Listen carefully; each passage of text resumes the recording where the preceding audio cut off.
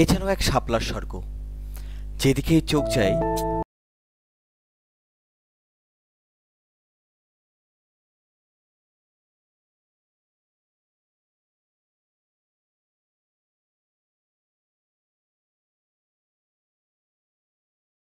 পারেন, সেই বিষয়টাই আমি আজকে জানাবো।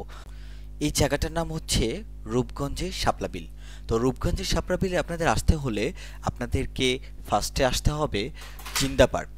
তো জিন্দা পার্কে আসার পরে আপনারা জিন্দা পার্ক থেকে যে কাউকে জিজ্ঞাসা করলে টোটো বা যদি আপনি হচ্ছে টমটম গাড়িকে জিজ্ঞাসা করেন তাহলে এরা আপনাকে দেখিয়ে দিবে। তো আমরা বাইকে এসেছিলাম। আর এখানে অবশ্যই আসতে হলে আপনাদেরকে সকাল সকাল আসতে হবে, রোদ ওঠার আগেই, না হলে রোদ উঠে গেলে ফুলগুলো নষ্ট হয়ে যায়, তখন বেশি একটা ভালো লাগে না। তো আমরা ভোরবেলায় বেরিয়ে পড়েছিলাম। তো তারপরে একটু লেট হয়ে গিয়েছিল। আমরা ৩০০ ফিটের রাস্তা ধরে, ৩০০ ফিটের রাস্তা আসলেই অনেক সুন্দর। এরপরে সকালবেলার রাস্তাটা আরও সুন্দর লাগছে। সকালবেলা হালকা হালকা কুয়াশা ছিল, সুন্দর বাতাস ছিল, এবার সূর্য উঠেছে। আসলেই ফিল করেন কতটা সুন্দর লাগতে পারে। এমনিতেই বাইক চালাতে অনেক মজা, এরপরেও যদি একটা সুন্দরতম লোকেশনে যাওয়ার জন্য আমরা সুন্দর একটা রাস্তা দিয়ে সূর্য দেখতে দেখতে, সূর্য উদয় দেখতে দেখতে, আশপাশে কাশফুল ছিল, সব কিছু মিলে অনেক সুন্দর লাগছিল। দেখতে দেখতে আমরা চলে আসলাম গ্রামের ভিতরে। তো গ্রামের ভিতরে জিন্দা পার্কের পাশ দিয়ে আমরা মানুষজনকে জিজ্ঞাসা করতে করতেই ভিতরের দিকে চলে গেলাম। তো আমরা কিছুক্ষণ পর পরই গুগল ম্যাপে থেকে দেখছিলাম, প্লাস হচ্ছে আমরা সবাইকে জিজ্ঞাসা করছিলাম। তো এই এলাকার জিন্দা পার্কের পাশে সবাই এরা চেনে যে শাপলা বিল বা শাপলা বিল রিসোর্ট। এটা শাপলা বিল রিসোর্ট হয়েছে একটা, এটা আগে ছিল না নাকি আমাদের জানা মতে, তো এখন নতুন হয়েছে। তো আপনারা এখন শাপলা বিল রিসোর্ট বললে সবাই চিনবে। তো আসলে দেখতে অনেক সুন্দর লাগছিল, গ্রামের পরিবেশটা আসলে ভালো লাগে। আপনারা যে কেউ ঢাকা থেকে আসলে অনেক সুন্দর উপভোগ করবেন আশা করা যায়। আমাদেরও অনেক ভালো লাগছিল। তো এভাবে যেতে যেতে আমরা হচ্ছে দেখছিলাম যে আশপাশে কি আছে না আছে। তো যেতে যেতে দেখলাম যে কিছু মানুষজন আহ, ফুল তুলে নিয়ে এসে এরা রাস্তার পাশে দাঁড়িয়ে দাঁড়িয়ে বিক্রি করছে, সবার কাছে যে বলতেছে ফুল নেন। তো আমরা ভেবেছিলাম যে এখান থেকে ফুল না নিয়ে সামনে থেকে নিব, যেখানে আছে সেখানে। আপনাদেরকে একটা জিনিস বলে রাখি, আপনারা শাপলা বিল রিসোর্টের ভিতরে যে কখনোই ফুল ছিঁড়তে পারবেন না। আপনারা যদি লোকালভাবে যেতে চান তাহলে সেখান দিয়ে ছিঁড়তে পারেন। তো আমাদের মতে যে আপনারা এখান থেকে নিলে নিতে পারেন, কারণ এরাও জীবনযাত্রার চালানোর জন্য এরা এইভাবে ফুল ছিঁড়ে নিয়ে এসে এখানে বিক্রি করে। এটাও টাটকা ফুল, আপনারা ছেলেদের কাছে নিতে পারেন, দাম একই থাকবে, কোনো বিষয় না। তো এখানে আরেকটা জিনিস বলে রাখা উচিত, আপনারা যারা নিজস্ব গাড়ি নিয়ে আসবেন তাদের পার্কিং ব্যবস্থা আছে। আপনারা শাপলা বিল রিসোর্টের সামনেও পার্কিং করতে পারবেন, আবার পাশেও পার্কিং করার জায়গা আছে এখানে। আপনারা একটু দেখে শুনে পার্কিং করবেন যেখানে সেফটি মনে হবে। আমার কাছে মনে হয়েছে শাপলা বিল রিসোর্টের যে ওদের নিজস্ব পার্কিং সিস্টেম আছে, বা যারা বাসা বাড়ির মধ্যে পার্কিং করে এদের কাছে রাখা যায়, সমস্যা নাই, এর একটা টোকেন দিবে। তো আমরা এই যে এটা হচ্ছে মেন শাপলা বিল রিসোর্টের যে মেন গেট সেটা। তো এখানে আমরা সবাই চলে আসলাম। এখন আমরা আমাদের নিজস্ব গাড়িগুলো পার্কিং করে রাখবো। পার্কিং করে রেখে আমরা ফুল কিনতে চলে আসলাম। তো এখানে এই চাচা হচ্ছে শাপলা বিল রিসোর্টের সামনেই ফুল বিক্রি করছিল। তো ওনার সাথে কথাবার্তা বলে ফুলের দামদার করে নিচ্ছিলাম। তো দেখলাম যে ও আশপাশে রাস্তায় আস্তে আস্তে যে দাম ছিল এখানেও সেম দাম। তো আমি এটাই বলতে চাচ্ছিলাম যে আপনারা ভিতর থেকে তো ফুল ছিঁড়তে পারবেন না, তো আপনাদের এখান থেকে কিনে নিতে হবে। আর দামগুলোও বেশি না, এগুলো হচ্ছে 50 টাকা করে এক একটা তোড়া।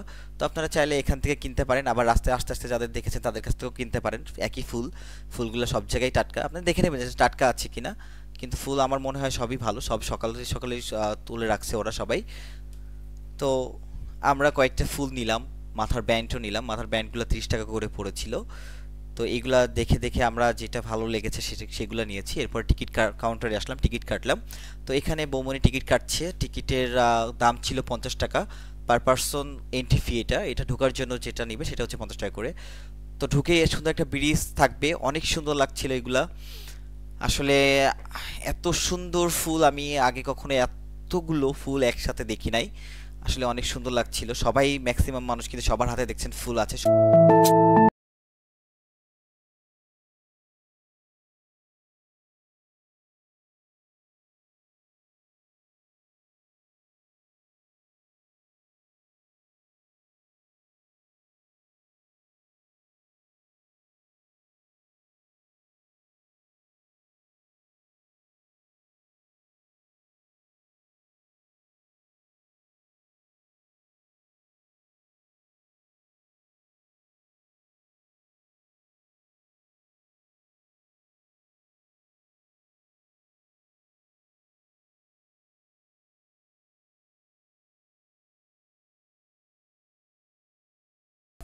আপনারা পার্কে আসার পরেই আপনারা হচ্ছে এদিকে চলে আসবেন, এসে নৌকার জন্য টিকিট কাটতে হয় যেখানে, সেখানে এসে নৌকার টিকিটটা কেটে ফেলবেন, কারণ নৌকার সিরিয়াল অনেক বেশি হয়। আর নৌকার সিরিয়াল বেশি হলে আপনাদের রোদ উঠে যাবে, তখন ঘুরতে প্রবলেম হবে। তো আপনারা চেষ্টা করবেন, অনেকক্ষণ ওয়েট করতে হয়, এই জন্য আপনারা চেষ্টা করবেন এসে টিকিটটা কেটে নেওয়ার। আর প্রত্যেকটা নৌকাতে 2 জনের বেশি না ওঠার চেষ্টা করবেন, সর্বোচ্চ 3 জন উঠতে দেয়। তো 2 জন উঠবার চেষ্টা করবেন আর বড় নৌকাটা নেওয়ার চেষ্টা করবেন, তাহলে আপনাদের জন্য বেটার হবে। তো আমরা 2 জন করে নিয়েছিলাম, আর আমরা কয়েকটা নৌকা নিয়েছিলাম, আর একেকটা নৌকা 300 টাকা করে ভাড়া ছিল। তো আর একটু দোল হয়, তো এতে কিছু মনে করবেন না।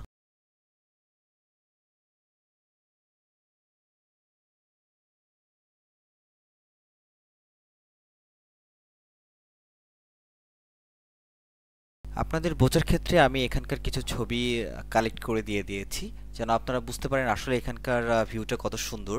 আসলে আমি অনেক কিছুই ভিডিওতে দেখাতে পারি নাই, কারণ হচ্ছে আমার মানে ভয় লাগছিল যে নৌকাতে প্রবলেম হবে কিনা।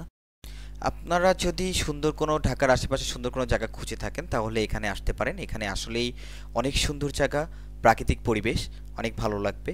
এখানে অনেকেই শ্যুট করছিল, অনেকেই আবার হচ্ছে বসে বসে দোলনায় দোল খাচ্ছিল, ভালো লাগছিল। আসলে দোলনায় দোল খাওয়াটা আসলেই মজার একটা বিষয়। তারপরে এরকম সুন্দর একটা প্রাকৃতিক দৃশ্য দেখতে দেখতে দোলনায় দোল খাচ্ছিল, আসলে এই ফিলটা অন্যরকম।